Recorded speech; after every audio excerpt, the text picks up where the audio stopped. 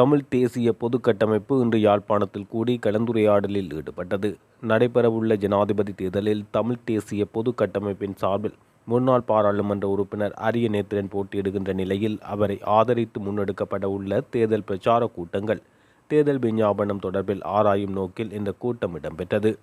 தென்னிலங்கை ஜனாதிபதி வேட்பாளர்களிடமிருந்து வருகின்ற அழைப்புகள் தொடர்பாக என்ன முடிவெடுப்பது என்று ஆராயப்பட்டது. எந்த முடிவை எடுத்தாலும் ஒருமித்து முடிவெடுப்பது என்று இறுதியில் தீர்மானிக்கப்பட்டது. அதன்படி தென்னிலங்கை வேட்பாளர்களின் அழைப்புகளை ஏற்பதென்றால் ஒட்டுமொத்த கட்டமைப்பும் அதை ஏற்றுக்கொண்டு செல்வது, இல்லை என்றால் ஒட்டுமொத்தமாக கட்டமைப்பாக அந்த அழைப்பை ஏற்காமல் விடுவது, அதற்கு பொருத்தமான பதிலை வழங்குவது, ஜனாதிபதி தேர்தல் முடியும் வரையில் இந்த நிலைப்பாட்டை பேணுவது என்று பொது கட்டமைப்பாக முடிவெடுக்கப்பட்டது. இக்கூட்டத்தில் அரசியல் கட்சிகளின் தலைவர்கள் மற்றும் அதன் பிரதிநிதிகள், பொது சபையின் உறுப்பினர்கள் என பலரும் கலந்து கொண்டனர்.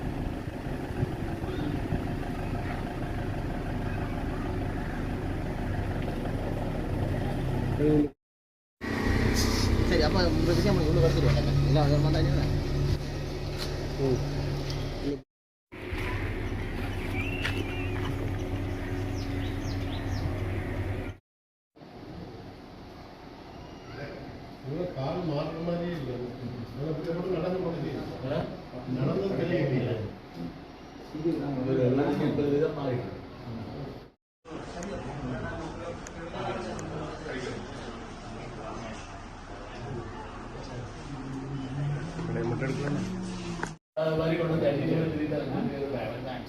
வடிவம் அப்படி செய்யறாரு. வரி கொண்டு வந்து ஒரு வடிவம் எடுத்து அப்படி செய்யறாரு.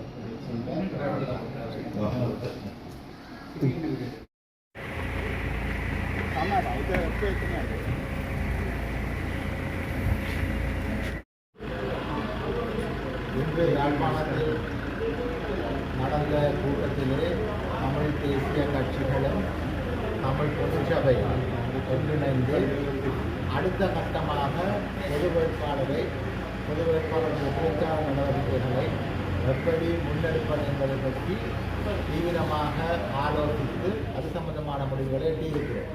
மாவட்ட ரீதியாக, தொகுதி ரீதியாக, வடக்கு கிழக்கிலே பரந்துபட்ட அளவிலே எப்படி எல்லோரும் ஒன்றிணைந்து இந்த பிரச்சார நடவடிக்கைகளை முன்னெடுப்பது பற்றியான தீர்மானங்களை நாங்கள் எட்டியிருக்கிறோம். தேர்தல் விஞ்ஞாபனம் இப்பொழுது கலந்துரையாடப்பட்டுள்ளது. அதில் சில திருத்தங்கள் மேற்கொள்ள வேண்டியிருப்பதனாலே இன்னும் வருகின்ற 2-3 நாட்களுக்குள் தேர்தல் விஞ்ஞாபனம் உறுதி செய்யப்பட்டு வெளியிடப்படும். தேர்தல் விஞ்ஞாபனம் அந்த நடவடிக்கைகள் மேற்கொள்ளப்படுகிறது. பிரச்சார நடவடிக்கைகள் ஏற்கனவே பல மாவட்டங்களில் ஆரம்பிக்கப்பட்டுவிட்டது. யாழ்ப்பாண மாவட்டத்தில் பல இடங்களில் அந்த பிரச்சார வேலைகள் துவங்கி இருக்கின்றது. அதே போன்று கிளிநொச்சி, வவுனியா மாவட்டங்களில் நேற்றைய தினத்திலிருந்து பிரச்சார வேலைகள் ஆரம்பமாகியிருக்கின்றது. நாளைய தினம் வேட்பாளர் அவர்களுடன் கிளிநொச்சி மாவட்டத்தில் 3 தினங்கள் முழு கிளிநொச்சி மாவட்டத்தை உள்ளடக்கிய வகையில் பிரம்மாண்டமான ஒரு எழுச்சி பேரணி நடைபெற இருக்கின்றது. அதே போன்று அடுத்த கட்டமாக அது அடுத்தடுத்த மாவட்டங்களும் தொடர்ந்து நடைபெற இருக்கின்றது. ஆகவே எங்களை பொறுத்தவரையில் இந்த தேர்தலில் வடக்கு கிழக்கு மாகாணங்களில் மிக அதிகபட்சமான வாக்குகளை எடுப்பதை நோக்கமாக கொண்டு சகல விதமான பிரச்சார வேலைகளும் முடிக்கப்படப்பட்டிருக்கின்றது. இன்றைக்கு எல்லோரும் கூடி அதனை மிக வேகமாக முன்னெடுத்து செல்வதற்கான முடிவுகளை நடந்திருக்கிறோம். ஜனாதிபதி வேட்பாளர் அழைப்பு விடுக்கப்பட்டிருக்கிறது பேச்சுக்கான. ஆனால் ஒரு கூட்ட அறிக்கையை சொல்லப்பட்டிருக்கிறது.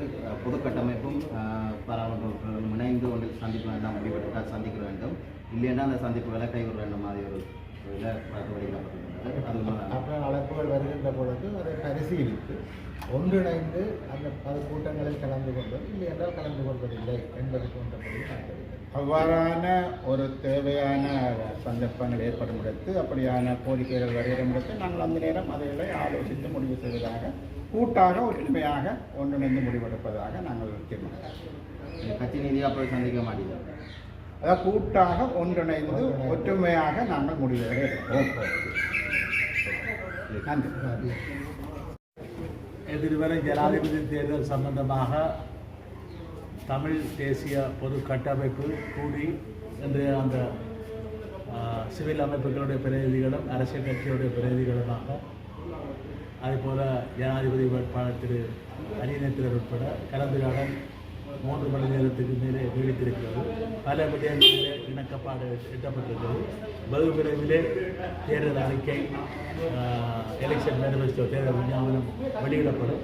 பிரச்சார நடவடிக்கைகள் ஆங்காங்கே இருந்தாலும் கூட தீவிரப்படுத்தப்படும். இருக்கக்கூடிய நெருக்கடியான நிலைமைகளை எவ்வாறு எதிர்கொள்வது, நிதி போன்ற நெருக்கடிகள் இருக்குதோ அதை எதிர்கொண்டு பிரச்சார நடவடிக்கைகளை தீவிரப்படுத்தி இன்னும் 25 நாட்களுக்குள்ளே மிகப்பெரிய அளவிலே ஒரு சிறப்பான ஒரு அடைமட்டத்தை பொதுமக்கள் மத்தியிலே இந்த பிரச்சாரத்தை கொண்டு செல்வது தீர்மானிக்கப்பட்டது. தேர்தல் விஞ்ஞாபனம் தொடர்பில் கலந்துரையாடப்பட்டதாக தெரிவிக்கப்பட்டது. ஏற்கனவே நீங்கள் தேர்தல் விஞ்ஞாபனத்தில் பொது வாக்கெடுப்பு கோரிக்கை முன்வைக்கப்படும் சொல்லி குறிப்பிட்டிருந்தீங்கன்னா அது பொது வாக்கெடுப்பட்டு நான் குறிப்பிட்டதோட முக்கிய நோக்கம் இலங்கைக்குள்ளே ஒரு தீர்வு என்ற விடயங்கள் பல வலியுறுத்தப்படுவதற்கான வார்த்தை பிரயோகங்கள், அந்த கருத்துக்கள் எல்லாம் இருந்தன. அது சம்பந்தமான இந்த இன்றைய கலந்துரையாடலின் பின்னர் அவையெல்லாம் நீக்கப்பட்டிருக்கின்றன. சர்வதேச சமூகத்தை நோக்கி தமிழ் தேசிய இனத்தினுடைய தாயகம், சுயநிர்ணய உரிமை, அதே போல் தேசியம் என்ற விடயத்திலே சுயநிர்ணய உரிமையை எவ்வாறு பாவிப்பது என்பதற்கு சர்வதேச சமூகத்தின் ஒத்துழைப்பை கோருவது என்ற தீர்மானத்தை எடுத்திருக்கிறார். அது அவர்கள் கோருவதென்றால் ஒரு வாக்கெடுப்பு நடத்துவது தான் அது கிடையாது. வாக்கெடுப்புன்னு சொல்லி அது உடனடியாகவே வாக்கெடுப்புக்கு ஆதரவு வருமா இல்லையா அந்த குழப்ப நிலை வரும் என்பதற்காக அந்த பொது வாக்கெடுப்பை கோருகின்றோம் என்று, இது பொது வாக்கெடுப்பு இல்லை, இது பொது வாக்கெடுப்பு இல்லை, கோருகின்றோம் என்ற வசன சொற்பிரயோகம் மாத்திரம் இடம்பெறாது. ஆனால் அழுத்தம் திருத்தமாக சுயநிர்ணய உரிமையை பிரயோகிப்பதற்காக சர்வதேச சமூகம் உரிய நடவடிக்கையை எடுக்க வேண்டும் என்று நாங்கள் கோருகின்றோம் என்ற விடயம் இடம்பெறும். இதே போல பல விடயங்களை உள்ளடக்கினாங்க தேர்தல் அறிக்கை வெளிவரும். 4வது நாளாக வரிகண்டி தொடக்கம் ஒத்திவைப்பு பணி இன்று காலையில் நாங்கள் வருடங்களில் இடம்பெற்றிருந்தோம். இன்று பிற்பகல் இடம்பெற இருக்கின்றோம். நாளை யாழ் மாவட்டத்தில் இருந்து நிர்வாக மாவட்டமாக இருக்கிறது. யாழ் மாவட்டத்திலிருந்து நிர்வாக மாவட்டமாக இருக்கக்கூடிய கிளிநொச்சியிலே நாளை 9 மணி தொடக்கம் அங்கு அந்த பிடிபி வரிகண்டி தொடக்கம் பிரச்சாரப்படி தொடர இருக்கின்றது. உண்மையிலே மக்கள் விழிப்பாக இருக்கின்றார்கள். கட்டாயமாக தங்க சின்னத்துக்கு வாக்களிக்க வேண்டும் என்கின்ற விடயம் எல்லோரின் மனதிலும் பதிந்திருக்கின்றது. அதற்கான அடிப்படை காரணம், அதை பதிய வைத்தவர்கள் கடந்த காலங்களில் நமது நாட்டின் ஜனாதிபதியாக இருந்த 8 ஜனாதிபதிகளையும் தான் சாரும். ஏனென்றால் அவர்கள் எங்களுக்கான உரிமைக்கான எந்த ஒரு வேண்டுதலையும் எந்த ஒரு பிரச்சனையும் தரவில்லை என்பதை இப்பொழுது வந்திருக்கின்றார்கள். ஆகவே நிச்சயமாக நாங்கள் வடகிழக்கிலே பொறுத்தமட்டில் அதிகூடிய வாக்குகளை பெறுவோம் என்ற நம்பிக்கை எங்களுக்கு இருக்கின்றது. ஆகவே மக்களை பொறுத்த மட்டில் யாருக்கு வாக்களிப்பது என்று கேட்டால் வடகிழக்கிலே தங்குக்கு வாக்களிக்க வேண்டும் என்கின்ற மனோநிலை அவர்களுக்கு வந்துவிட்டது. கடந்த தேர்தல்களிலும் நீங்கள் பார்க்கின்ற போது கட்சிகள் முடிவெடுப்பதற்கு முன்பு மக்கள் முடிவெடுத்திருந்தார்கள் பல தேர்தல்களில். அதுபோன்றுதான் இப்பொழுது மக்கள் முடிவெடுத்து விட்டார்கள். அதில் எந்த ஒரு மாற்று கருத்தில்லை. இருந்தாலும் உங்கள் பணி என்பது ஏனைய மக்களுக்கும் அது சென்றடைய வேண்டும். அந்த பிரச்சாரங்கள் சென்றடைகின்ற போதுதான் நாங்கள் எதிர்பார்த்த இலக்கை அடையலாம், எதிர்பார்த்த வெற்றியை அடையலாம் என்பதற்காக எங்கள் பிரச்சார பணி தொடர்ந்து நடைபெற்றுக் கொண்டிருக்கும். ஆகவே மக்களாகிய நீங்கள் விழிப்படைய வேண்டும். இன்னும் நாங்கள் வரவில்லை. என்னை பொறுத்தமட்டில் நான் ஒரு இலங்கை நாட்டுக்கான ஜனாதிபதி வேட்பாளராக தெரிவு செய்யப்பட்டாலும் எங்கள் வடகிழக்கை இலக்கு வைத்தான் எங்கள் பிரச்சார பணி செய்கின்றது. வடகிழக்கிலே முழுமையாக 8 மாவட்டங்களில் கூட நாங்கள் பரவலாக செல்ல வேண்டிய ஒரு இடம் இருக்கின்றது. கிராமங்களுக்கு வரவில்லை அல்லது எங்கள் வீட்டுக்கு வரவில்லை, அவரிடம் கதைக்கவில்லை என்கின்ற மனோநிலையை நீங்கள் விட்டுவிட வேண்டும். உங்களுக்கும் அந்த உரிமை இருக்கின்றது. நான் வராவிட்டாலும் நீங்கள் எங்களுக்காக, நாங்கள் உங்களுக்காக அந்த மனோநிலையை நீங்கள் மாற்றிக்கொள்ள வேண்டும். நீங்கள் அனைவரும் இந்த பிரச்சார பணியை செய்ய வேண்டும். மீண்டும் மீண்டும் நான் கூறுகின்றேன், அரச ஊழியர்கள், அன்பார்ந்த ஆசிரியர்கள், மாணவர்கள், வேறு திணைக்களங்களில் வெளியிடவர்கள் இதுவரும் 4ஆம் தேதி, 5ஆம் தேதி, 6ஆம் தேதி செப்டம்பர் மாதம் மறந்து விட வேணாம். நீங்கள் போன உடனே பலட் பேப்பரை எடுத்து 18வது இலக்கத்திற்குள்ளே பேர் இருக்கின்றது, தங்கி இருக்கின்றது, ஒரு புள்ளடியை போட்டுவிட்டு வர வேண்டும்.